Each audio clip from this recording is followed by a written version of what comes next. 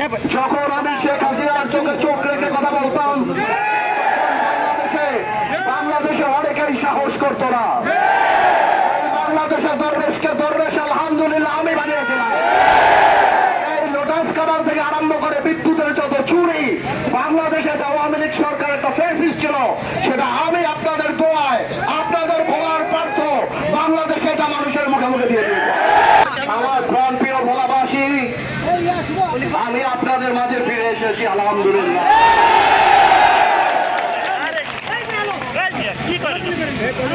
আমি যে কত আনন্দিত যে আল্লাহ তাআলা আমাকে একটা সুযোগ করে দিবেন ইনশাআল্লাহ আপনাদের পাশে দাঁড়ানোর জন্য, আপনাদের সেবা করার জন্য।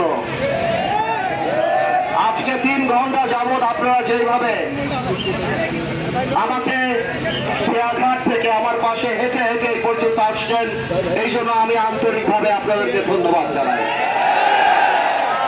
ভাইয়েরা আমার, 2008 সালে আমার বাবার মৃত্যুর পরে আমার জীবনটা যখন একটা পালবিহীন নৌকার মতো ছিল, ঠিক তখনই দেশনেত্রী খালেদা জিয়া আমাকে আস্থায় নিয়েছিল, স্নেহ করেছিল এবং ভোলার দায়িত্ব দিয়েছিল।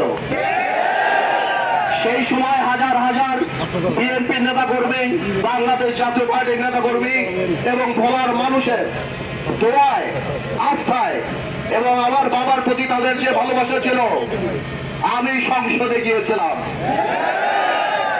আমরা সেই সময় বিরোধী দল ছিলাম। আপনারা জানেন তখন কারা ক্ষমতায় ছিল, কি ভোলার পরিবেশ ছিল। তবে আলহামদুলিল্লাহ 2008 সাল থেকে আজকে 2026 সাল পর্যন্ত আপনারা আমাকে দেখেছেন ছোট থেকে বড় হতে, সংসদে, টকশোতে, রাজপথে, সব জায়গায়। আলহামদুলিল্লাহ এমন একটা সময় ছিল যখন আমি শেখ হাসিনার চোখে চোখ রেখে কথা বলতাম, বাংলাদেশে অনেকেই সাহস করতো না।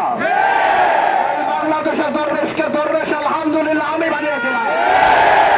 এই লোটাস কামাল থেকে আরম্ভ করে বিদ্যুতের যত চুরি বাংলাদেশে আওয়ামী লীগ সরকার একটা ফেসিস ছিল, সেটা আমি আপনাদের দোয়ায় আপনাদের ভোলার পার্থ বাংলাদেশে এটা মানুষের মুখে মুখে দিয়ে দিয়েছি।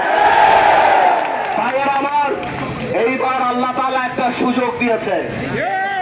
আমরা ইনশাআল্লাহ এইবার বাংলাদেশ জাতীয়তাবাদী দল বিএনপি এখন তারেক রহমানের নেতৃত্বে আমাকে আস্থার সাথে, ওনার আস্থায় আমাকে দায়িত্ব দিয়েছে এই ভোলা সদরের মানুষের পাশে দাঁড়ানোর জন্য। তবে আমি একটা কথা বলতে চাই, আর মারামারি রাজনীতি না, আর ওই